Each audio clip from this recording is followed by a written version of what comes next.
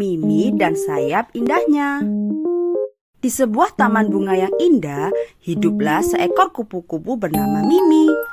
Mimi memiliki sayap yang berwarna-warni dan sangat cantik.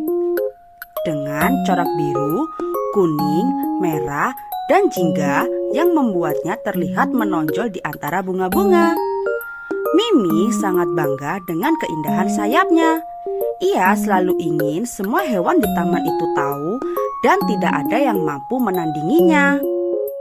Setiap pagi, Mimi terbang berkeliling taman, memamerkan sayapnya pada hewan-hewan lain. Ketika bertemu dengan seekor lebah yang sedang sibuk mengumpulkan nektar, Mimi menghampirinya dan berkata, "Lihatlah sayapku.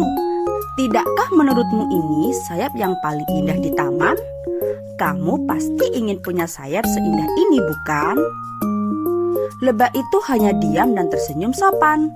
Dia hanya terus melanjutkan pekerjaannya mencari nektar bunga. Namun, Mimi terus terbang mengepak-ngepakkan sayap indahnya, mencari perhatian si lebah.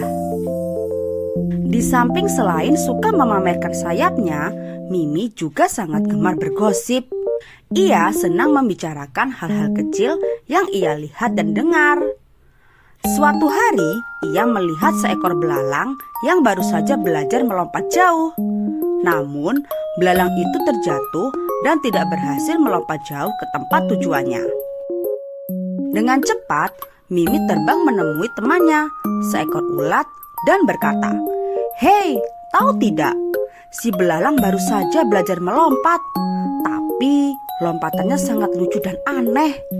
Itu membuatnya tidak bisa melompat jauh ke tempat tujuannya. Sangat berbeda bukan denganku yang bisa terbang kemanapun sesuka hati."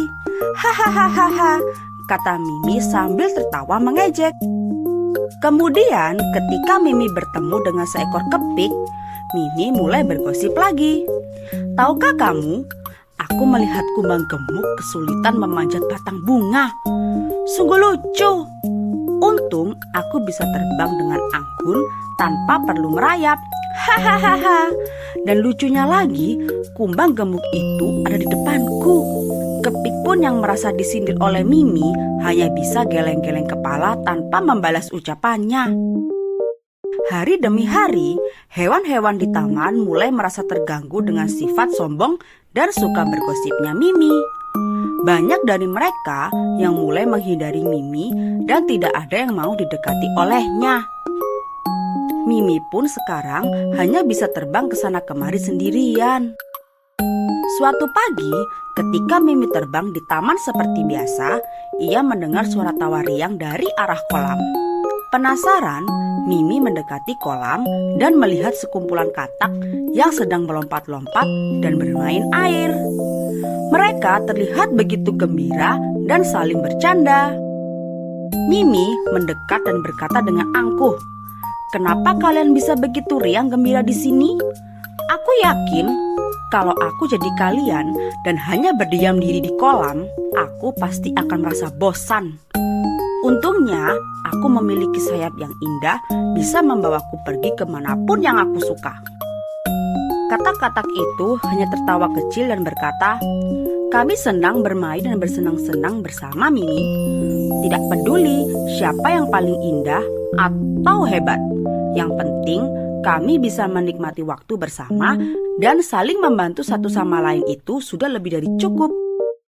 Mimi terdiam, merasa tersentuh oleh kata-kata katak. Ia baru menyadari bahwa ia selalu ingin menjadi pusat perhatian dan sombong membanggakan sayapnya tanpa peduli pada perasaan hewan-hewan lain. Sekarang dia baru menyadari betapa sedihnya tidak ada siapapun yang mau mendekatinya lagi.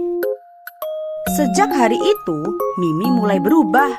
Ia berusaha untuk tidak lagi menyombongkan diri atau bergosip membicarakan hewan lain. Ia mulai memperhatikan teman-temannya dan ikut serta dalam permainan mereka, tanpa harus merasa dirinya yang paling penting dan indah dari lainnya. Lambat laun, hewan-hewan di taman mulai menyukai Mimi lagi. Mereka menerima Mimi dalam pertemanan mereka. karena sekarang ia lebih rendah hati, tidak sombong, dan ramah. Mimi belajar bahwa keindahan saya bukanlah segalanya. Karena sejujurnya memiliki teman-teman yang setia dan tulus itu lebih indah dan berharga. Sekian.